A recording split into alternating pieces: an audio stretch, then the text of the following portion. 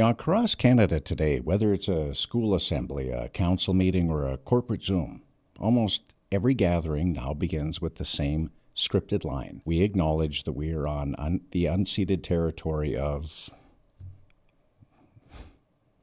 It's delivered with solemn faces and the air of moral authority. But let's be honest, for many Canadians, it no longer feels like humility or genuine respect. It feels like theater, and most people see through the performance. Land acknowledgements are promoted as symbols of understanding, yet they have become something else entirely. Compelled speech. If you refuse, you're branded, ignorant or worse. If you comply, you endorse a narrative that often ignores the full history of how this country was built. It's not unlike the evolution of Orange Shirt Day. Once about remembrance, now too often used as another political test, but that's a discussion for another time. Here's the part few modern commentators are willing to say out loud.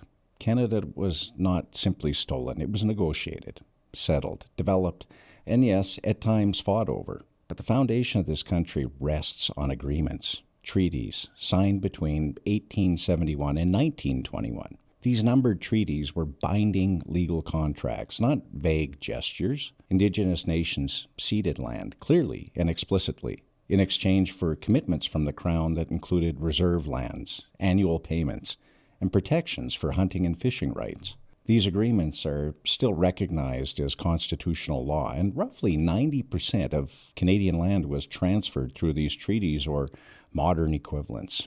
The unsettled regions, mostly in British Columbia and parts of the North, continue to be worked through in the courts and through negotiations, not political slogans. So when someone claims that all of Canada was stolen, they're not giving you history. They're giving you shame wrapped in politics. And shame has become a favorite tool of the modern left, where emotional storytelling often outranks documented facts. If land acknowledgements were about accuracy, they might sound like this. We stand on Treaty 7 territory where land was ceded in exchange for rights and obligations, some honored, some neglected. But accuracy isn't what the ritual is built for. It demands moral compliance, and given how often our elected officials seem more aligned with ideology than leadership, it's no wonder this practice goes unquestioned. These scripted lines have replaced meaningful action. They allow governments that mismanage billions, corporations that pollute rivers, and institutions that ignore real suffering to congratulate themselves for saying the right words. That isn't reconciliation, that's cowardice, masquerading as compassion. And Canada has a surplus of it. We spend over $32 billion a year on Indigenous programs, yet many communities still lack clean drinking water, decent housing, and reliable economic opportunities. I mean, how does this continue? Bureaucracy, that's how. And endless layers of administration swallow the funding before it reaches the people who need it. Consultants get richer, communities stay stuck. While real reconciliation should aim for empowerment, not dependency. I mean, the Salt River Pima tribe of Phoenix proved what's possible when a community builds autonomy, billion-dollar enterprises, thousands of jobs, and reinvesting profits in their people. They didn't wait for pity. They built capacity and structure and opportunity. If Canada truly wants reconciliation, it needs fewer apologies and more results. Strengthen local governance, support Indigenous entrepreneurs, and cut the bureaucratic middlemen who profit from dysfunction. And most importantly, stop dictating what Canadians should say or believe. I mean, history shows that authoritarian cultures rarely start with censorship. They start with compulsion. Citizens are told what to say, even when it contradicts what they believe. And over time, people stop noticing the gap between belief and obedience. I mean, that's how free nations erode. Not one dramatic collapse, but word by word by word, ritual by ritual by ritual.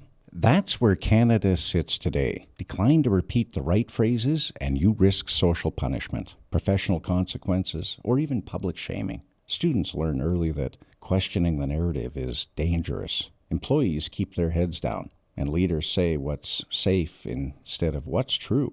Acknowledging that Canada wasn't stolen does not mean ignoring injustice. Residential schools existed. Broken promises existed. Systemic neglect existed. These are serious stains on our history. And yes, some elements of the accepted narrative deserve deeper scrutiny. Though saying that openly in Canada today is nearly a criminal offense. But truth isn't meant to serve political interests. Truth is meant to serve justice. Canada's history is complicated, like the history of every nation on earth. It includes cooperation in conflict, generosity and betrayal, progress and painful mistakes. Reducing it to pure virtue or pure evil insults everyone involved. And claiming Canada was stolen erases Indigenous leaders who had negotiated treaties with clear judgment and courage. As land acknowledgements become mandatory theater, far more serious developments are unfolding that most Canadians never hear about. In Quebec, an Algonquin First Nation has filed a sweeping title claim covering vast sections of Western Quebec, effectively laying claim to half the province, while also seeking $5 billion in compensation from governments and crown corporations. I mean, this isn't a symbolic gesture. It's a full-scale legal effort that could reshape the province and destabilize thousands of homeowners and businesses. Meanwhile, in Richmond, BC, hundreds of families are fighting for their homes in what many describe as a modern land grab involving the Cowichan Nation. These are ordinary Canadians, people who bought their homes legally, followed the rules, paid their taxes. Now they're caught in the middle of claims that threaten the security of their most important asset. Now, this isn't reconciliation. This is uncertainty weaponized through the courts. As some independent commentators have pointed out, it looks less like justice and more like a financial and political pressure campaign dressed in the language of moral obligation.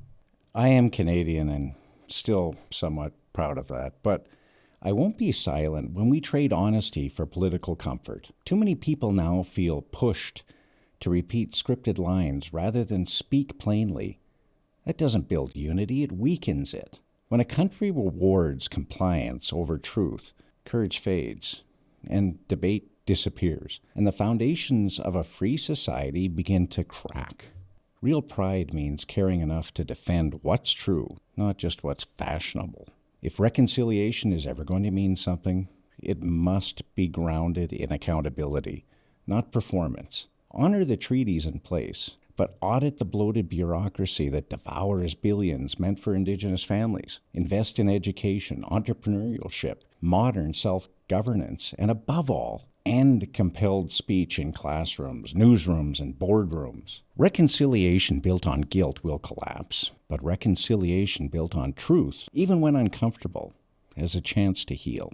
And Canada was not stolen. It was built through agreements, mistakes, resilience, cooperation, and even conflict. What's being stolen today is far more subtle. The courage to speak honestly about our past and our present. A country doesn't fall all at once. It falls by believing stories that make us feel righteous instead of responsible.